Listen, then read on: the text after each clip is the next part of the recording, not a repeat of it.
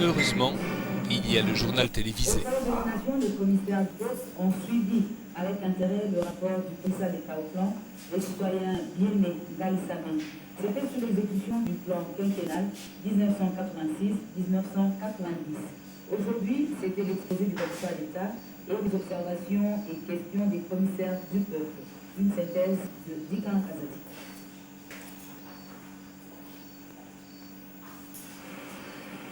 Le plan quinquennal 86-90 sera classé au vestiaire de l'histoire.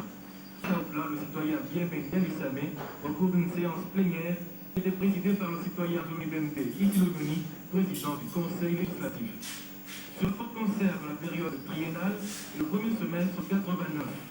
Le taux d'exécution du plan a été de 49% pour la période triennale et cela conformément aux objectifs arrêtés préalablement par lesquels la réhabilitation des infrastructures économiques et sociales, l'amélioration de la gestion administrative avec leur corollaire, la construction des logements sociaux. Après 3 ans d'exécution du plan quinquennal, on constate que l'initiative qui intervient très vivement et le taux de croissance est de 2,5%, alors que les prévisions projetées 4%. Tout comme le soleil solaire avec toi chaque matin et se couche le soir aux horizons du grand et majestueux fleuve Zaïre, fier d'avoir apporté à l'humanité le ferment de survie nécessaire. Le Zaïre, son parti national, le mouvement populaire de la Révolution, ses 30 millions de militantes et militants, hommes, femmes, enfants, jeunes et vieux, tous, flambeaux du tricolore à la main, sont aujourd'hui debout, mobilisés, déterminés et rangés derrière un seul homme, animés d'un seul idéal, pour bâtir dans la paix, l'unité, la justice, le travail, la dignité nationale, un pays toujours plus beau, toujours plus prospère et prêt pour le grand rendez-vous de donner et de recevoir.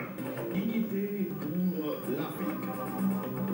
Le livre entretien du président fondateur du Mouvement populaire de la Révolution, le maréchal Mobutu Sese Seko, est disponible dans les librairies du pays. Intellectuel zaïrois. Ce livre phare du père de la nation est vendu au prix révolutionnaire de 3000 zaïres.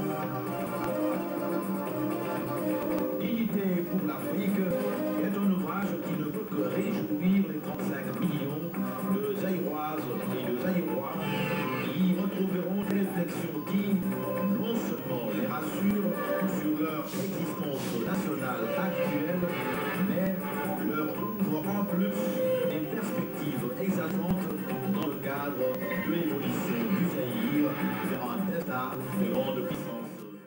Malheureusement, on sait ce que ces folies ont donné.